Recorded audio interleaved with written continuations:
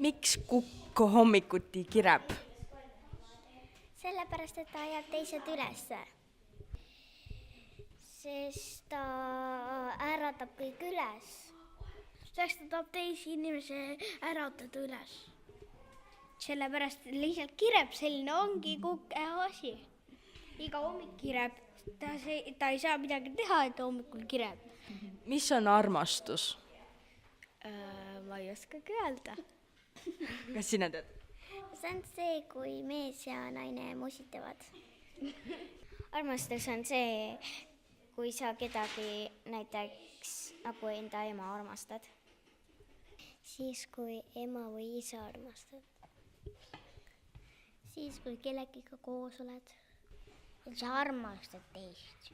Kui keegi on teise inimesega koos. Seda mina ei tea. Mina ka mitte. Mis te arvate, mis asi on rähn? Lind. Pole aegugi. Kas sina tead? Ei. Rähm on see, mis toksib enda nokaga puu sisse, sinna auku. Jaa. Aga mis asi see on, mis hommiku silma ääres on? Ja kus see sinna saab? Magamise ajal. Kes see paneb seda sinna? Keegi. Mitte keegi. Ise tuleb või? Mis on kõige aeglasem liikumine? Tiguliikumine. Teoliikumine.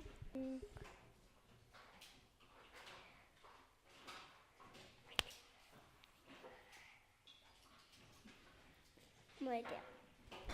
Kas sina tead? Ei. Laiske loom. Laisk looma.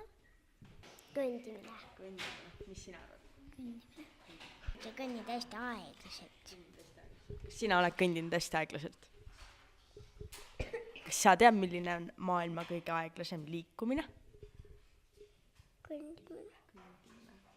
Mida sinu isa eriti hästi teha ei oska? Mängida. Ei oska koristada. Minu isa ei oska kaljakesi teha. Mis sinu isa teha ei oska? Süüa. Ta ei oska teha hästi tenni. Jalgrattaga sõita. Mis sinu isa teha ei oska? Ei oska trenni teha. Miks titad nutavad? Eks ta tahab süüa. Sellepärast tuli piks-piksis. Sellepärast, et saavad süüa. Ma ei tea.